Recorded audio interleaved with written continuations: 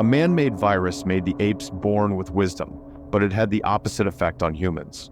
With the death of Caesar, apes split into clans, and the humans who lost their intelligence were almost extinct. Many years have passed.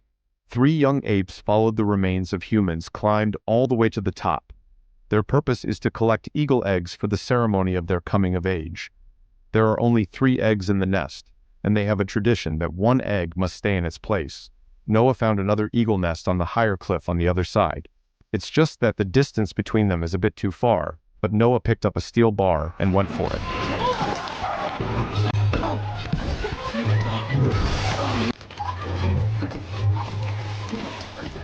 Suddenly the mother eagle came, and out of fear, Noah fell off the nest.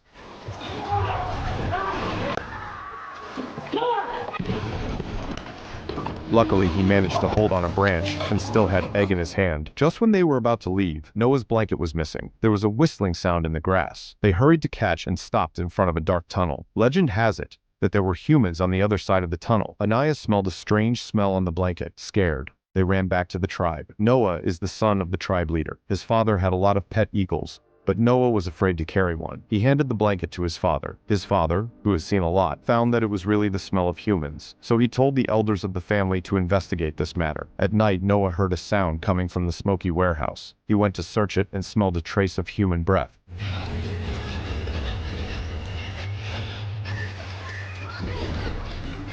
Noah wanted to catch up, but the woman was long gone. Noah realized that the eagle egg that he had worked so hard to get was broken. Regardless of his friend's persuasion, Noah decided to go alone and steal another one. But on the way, he heard a scream and quietly went up to check the situation. There were a few heads on the ground, with masks on their heads. Suddenly, an injured ape appeared, but before he could talk, he collapsed. Hearing the masked apes coming, Noah hid in the grass. An ape found Noah's blanket and smelled human blood on it, and that's what they were here for. But suddenly Noah's horse appears in the scene. The leader of the masked apes stabs Noah's horse and orders everyone to follow it.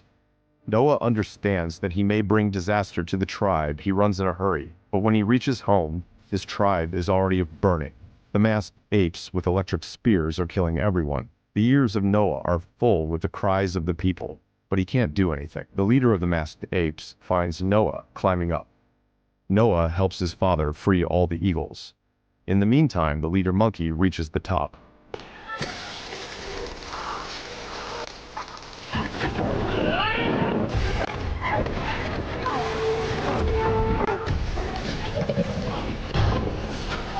The size difference between the two is too big.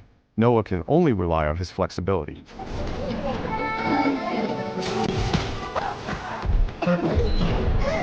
Noah is about to be trampled to death. His father tried to knock the big monkey but was pressed to the ground. Noah took up his courage and tried to fight back but was thrown out. Luckily, he held on a cable. For Caesar.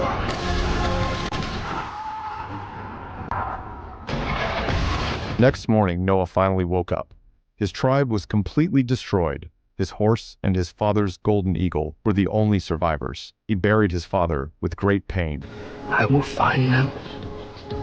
Then he picked up an electric spear left by the enemy and set out to find his people. He followed the footprints to the tunnel. He is no longer afraid of it and rides the horse through it. There are traces of human cities everywhere. After a long journey, he saw smoke on the hillside and decided to investigate. He carefully looked up, but there were no traces, and just when he was confused,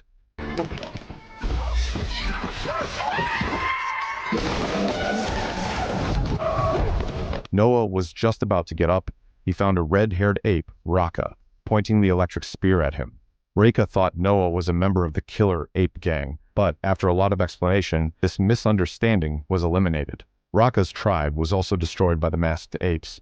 He was the only survivor, who hid just to protect the books of mankind. In the time of Caesar, apes and humans lived together and understood each other's language. Many senior apes still recognized the words, but after so many generations, no one knew what was written in the books. When Noah heard the name of Caesar, he was shocked, as the leader of the masked apes took Caesar's name before destroying his tribe. Ra'aka was furious, because Caesar once set the rule that strong apes can't kill weak apes. Only unity can be strong. But so many years have passed, and his laws have long been forgotten. Noah is ready to continue his journey when he saw a frightened woman stealing food from the horse. Noah screamed, and she ran away.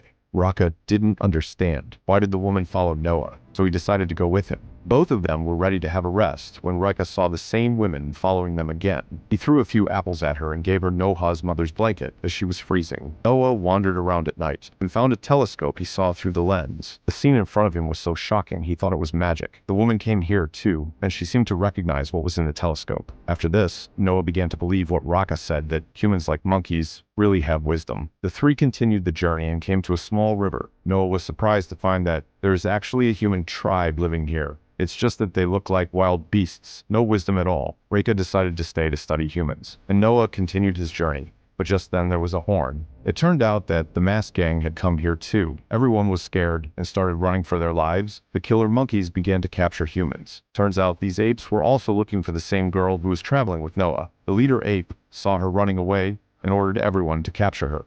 She took advantage of tall and dense grass and hid in it.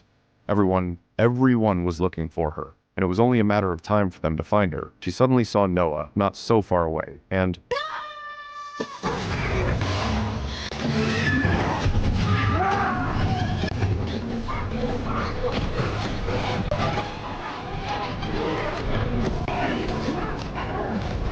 after a lot of entanglement, running all the way, Raka put the two horses in the opposite direction to lure the enemy away. Noah was confused to think how she can call out his name. I have a name. Meg. I know where they're taking your clan. They continued their journey towards the area of the masked gang, passing a rugged river. Everyone carefully walked on the wooden bridge, and the next second,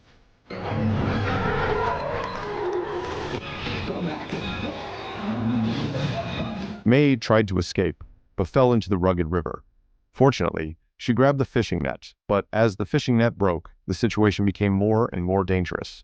Raka jumped into the water without hesitation, used all his strength to push May back, but he himself was in danger. Together. Strong.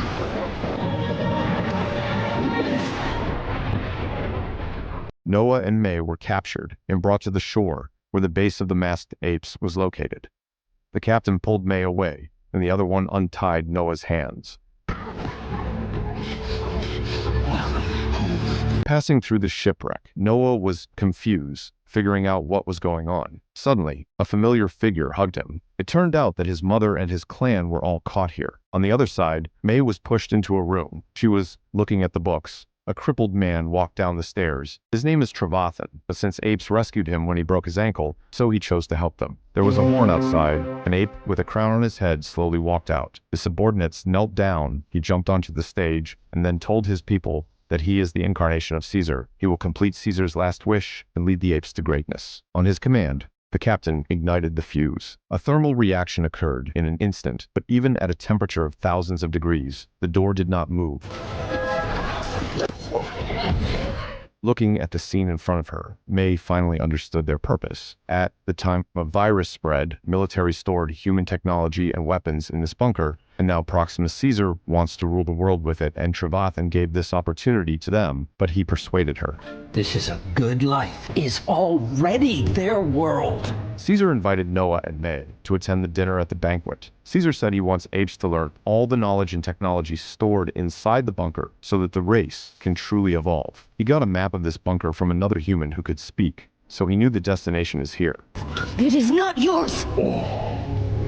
It is now. At night, Noah came to May's room. She told him that her purpose here is to find the book, and she did know how to get into the military base. Humans lost their ability to speak, and this book might bring it back. Discussing the plan, Noah quietly called Sona and Anaya to go together. They buried the gunpowder in the mine on the seabed. Suddenly, Trevathan found them. May tries to convince him to help them, but he insists on not joining them and threatens to expose their plan. May choked and killed him, and then they came to the bottom of the cliff. Climbing up along the cliff, they came to the top. It turns out there is a secret ventilation hole. May turned on the power supply, and apes were shocked seeing bunker full of light. May followed the map, came to the control room, opened the cabinet, and found the secret key. Noah opened a book. They saw a caged monkey. Pleasing humans, this shook Noah's heart. If the humans regain their rule, will the monkey be locked in the cage again? May called as she was heading for the exit, and they followed. She pulled down the switch and looked at Noah to see if they were still on the same page. She wanted to destroy the base.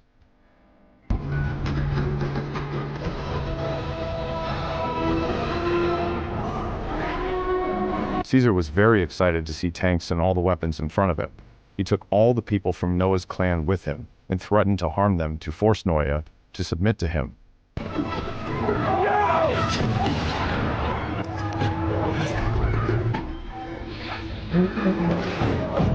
A weapon made Caesar excited as he never seen one. May took advantage of his absence and ran away.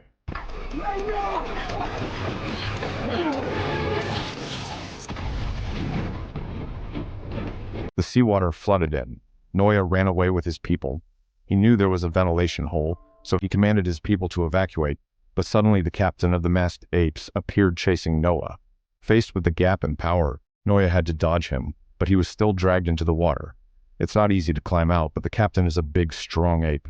Noah looked around the winding path. He had a plan. He walked into a dead end, but the winding path in front of him can't stop the big ape.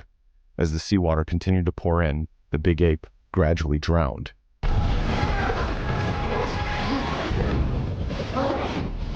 Noah didn't shed a tear and climbed up to the ventilation hole to meet his people, but suddenly,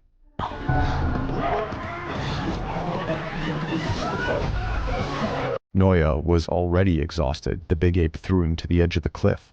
No one came forward to help Noah.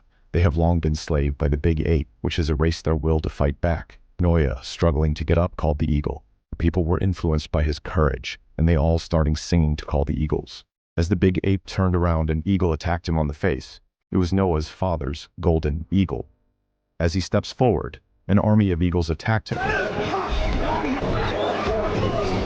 and took him down the cliff.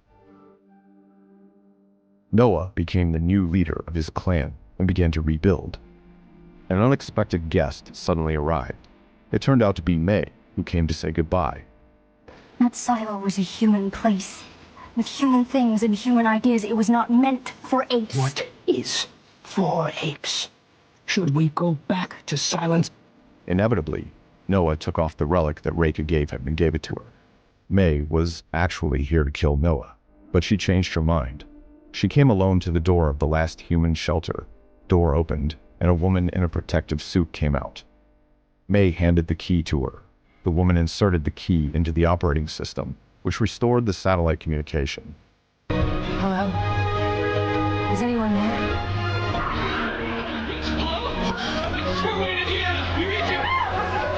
In the end, humans will gather resources to recapture the Earth, and apes will not sit still. The war has just begun.